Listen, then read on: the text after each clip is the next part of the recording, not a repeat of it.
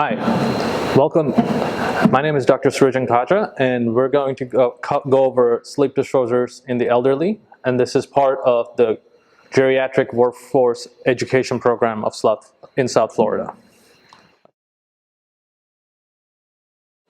Learning objectives.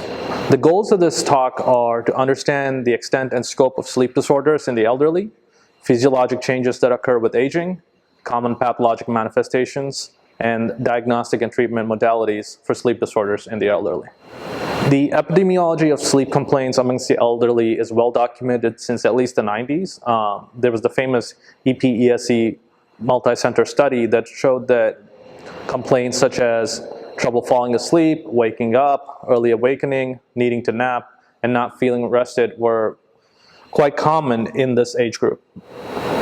Less than 20% of the participants of this study had no complaints, and over half of them reported at least one of these complaints as occurring most of the time. Between 23 and 34% had symptoms of insomnia, and 7 and 15% rarely or never felt rested after waking up in the morning. Symptoms were associated with increasing numbers of respiratory symptoms, physical disabilities, non-prescription medication use, depressive symptoms, and poor self-perceived health. This causes quite a lot of morbidity in this age group, and that's part of the reason why we need to look into this more deeply. Changes in sleep with aging. Total sleep time decreases throughout life from 10 to 14 hours per 24-hour period in the pediatric age group to approximately 5 to 7 hours in the elderly. This natural shortening of their total sleep time is, in some older adults, may generate unrealistic expectations about how long they should be sleeping. For example, somebody who's used to sleeping 12 hours a day suddenly only starts waking up after 6 hours of sleep, and they may find that this causes some concern for the patient. Beginning in middle age, adults start to spend less time in slow wave sleep. Changes in the circadian rhythm influence many elderly to go to bed earlier and awaken earlier. There's also increased sleep fragmentation, as well as the frequency and duration of daytime naps tends to increase. Diagnosis of insomnia in the elderly. Sleep history. As with any other field of medicine, onset, duration, pattern, and severity. We can also evaluate 24-hour sleep wakefulness patterns, review a 1 to 2 week long sleep diary, interview the bed partner, review family history, identify potential causes, and to see if there's any emerging patterns about why this might be happening. Some common causes of chronic insomnia can basically be characterized into 3 groupings: physical illness, primary specific sleep disorders, and medications.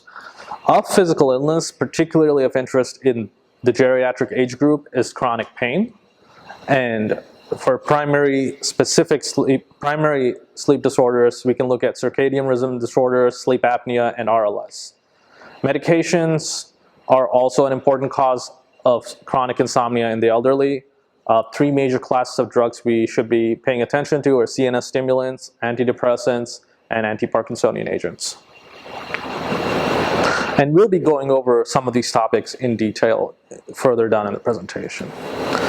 And how do we approach the management of insomnia in the elderly? Along with the physical and laboratory investigations, there should be a discussion of expectations of what the treatment plan might yield and how good outcomes can be or how they might not be all that good. Obviously, we also want to include treatment of sleep hygiene, non-pharmacologic measures, and pharmacologic intervention should all be considered depending on the patient. Sleep hygiene and non-pharmacological measures fall into actually 2 separate categories. For non-pharmacologic measures, we're talking about behavioral therapies, which can be cognitive behavioral therapies as well, stress management measures,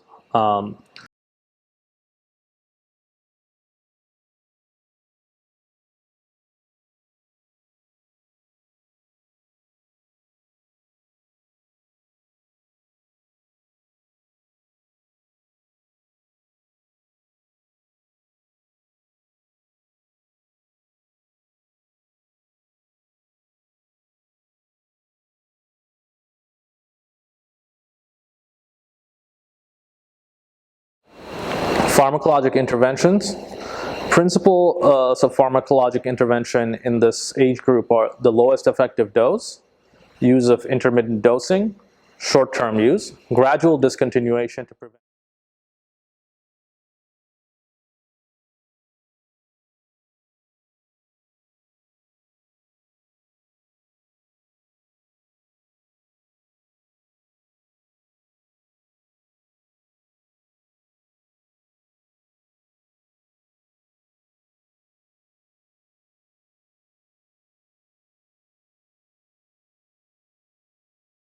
clone, esopiclone, and indapilon. Antidepressants as well as MT1 and MT2 receptor antagonists are also options. Principles of rational therapy: lowest effective dose, intermittent dosing, short-term use, and an agreement to discontinue.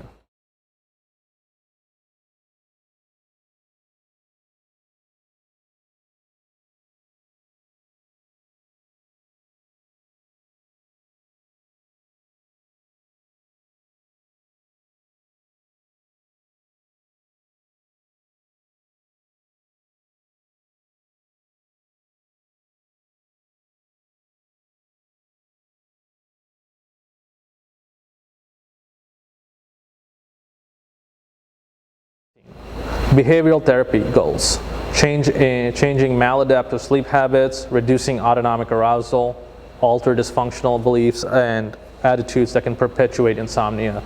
And these are some of the important goals that we need to set. And the types can fall into progressive muscle relaxation therapy, which